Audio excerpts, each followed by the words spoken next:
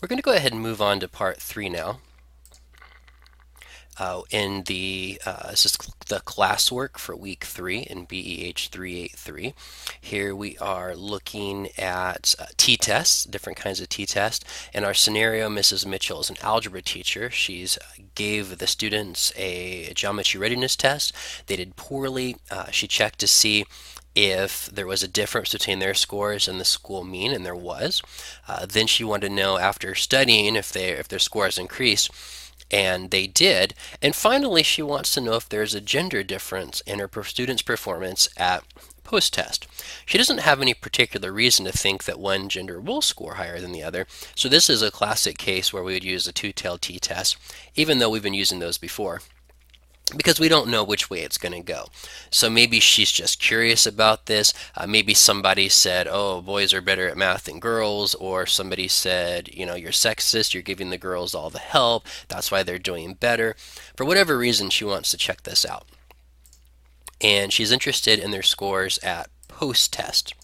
So we want to know about this column here, these post-test scores. We want to know if there's a difference based on gender. So the pre-test scores aren't going to be used at all in this analysis. We're just going to ignore those. We're going to focus on post-test and the gender variable.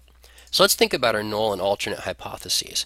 So the null hypothesis is typically always that there's no difference, and the alternate hypothesis is that there is some kind of a difference. So our null hypothesis is that the population mean of boys is equal to the population mean of girls. So we need the mu. So we're going to insert symbol mu. And we're going to say that the population mean for boys is equal to, and we need the mu again, symbol, there it is, mu of girls. We want to use subscript, so we're going to go to home and the subscript button. Same thing for the girls. So we're saying that the population mean for boys is the same as the population mean for girls out in the real world. There's no difference between the genders on their test scores at post-test. Now the alternate hypothesis is that there is a difference. So we're going to say that, and now we're talking about the sample, so we're going to use the X bar. So we're going to say insert symbol chi, lowercase chi, and we'll make it a bar, so we got to highlight that. Insert equation and accent and the little hat there. So the mean of the boys equals, I'm just going to cut and paste the X bar again. So I'll copy and, oops, I don't think I copied it. Copy and paste the mean of the girls. And I'll also use subscript. So subscript and subscript. Okay, so the alternate hypothesis, and I have equals, I need to make it to does not equals. So insert symbol does not equal. There we go, that's perfect. So the population mean of boys is equal to the population mean of girls, that's the null. The alternate, or research hypothesis, that the sample mean of boys does not equal the sample mean of girls. Perfect. So notice how Word doesn't like the way I wrote this. We get the little squiggly red and green lines, but we're not going to worry about it. We know better. So which kind of t-test should she use for this analysis, and why? We've already used the one sample t-test. We've used the dependent samples t-test in a situation where the same kiddo took both tests. Now we have a situation where we're comparing two different groups, the females and the males. There's no connection between these groups. They're not dependent on each other. It's not, and again, a case like this where the same student's taking both tests, and they're not paired. So you could have a situation where you'd use a paired t-test with different groups, but that's if somebody went through and carefully matched them up. So they said maybe this female has an IQ of this level, previous grades of this level, the same course load as say this boy, and now we're matching this girl equals this boy, this girl equals this boy, this girl equals this boy. In that case, we would have a paired sample t-test. But that's not what's going on. We just have two different groups. So we're going to use an independent samples t-test. So we're going to say Mrs. Mitchell should use an independent samples italics t, not italics, hyphen, t-test, because the two groups, in parentheses, boys and girls, are not matched up in any meaningful way. There we go. Perfect. So we're going to run the analysis and paste it here. So let's go over to Analyze, compare means, independent samples t-test right there. So we'll click on that. It's going to bring up this dialog box. So we have test variable and grouping variable. You might think of this as the independent variable and this is the dependent variable if you want to use that terminology. So we're comparing the scores from the second test. Make sure to click the right one. And our grouping variable is gender. The reason it's asking us to define the groups is a t-test can only have two groups. In this case, we only have two groups, but SPS isn't smart enough to figure that out and just automatically pick those two. You could have a situation where, well, not boys and girls and something else, there's only two genders, but maybe you had three different classes and we want to tell it which two classes we want to compare. So here we're going to define the groups.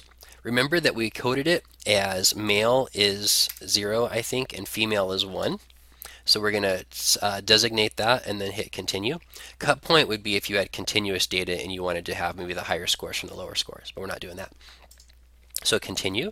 Now it's happy. If you didn't set this, it won't let you click OK. So you have to set this. And it's a little difficult because it doesn't tell you what the code's equal. So if you thought maybe it was 1 and 2, it's going to get confused. So continue and OK. We didn't change any options this time. Wow, look at that. We get two tables.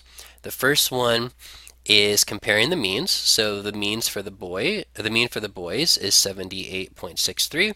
The mean for the girls is 85.13. And here's the respective standard deviations. Notice that the standard deviation for the boys is much higher. So there's way more variability there. For the girls, it's quite a bit lower.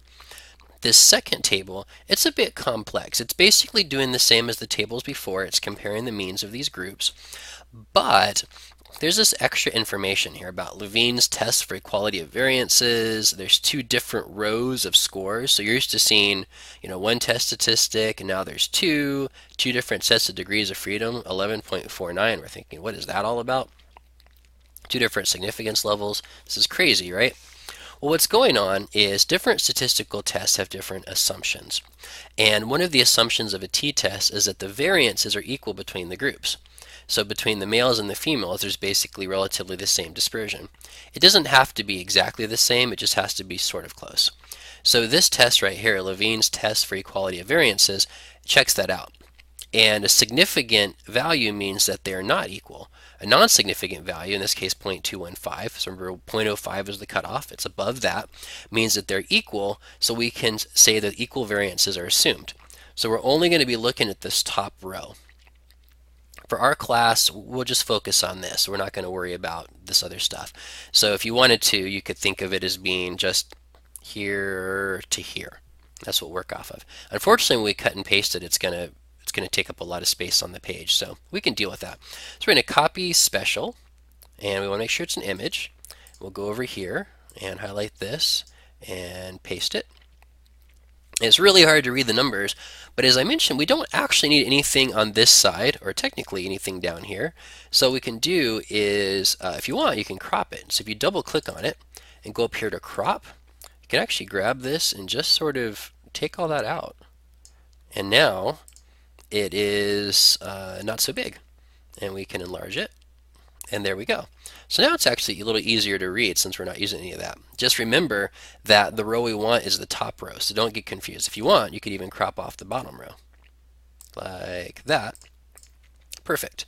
And if you don't like having the jiggy jaggies here, you could click on it again, go to picture border, and now it even has a border around it. So that's totally optional if you want to make it a little easier to read. But these are the numbers we care about. So the t-statistic is negative 1.2. Again, the sign doesn't matter in terms of the significance.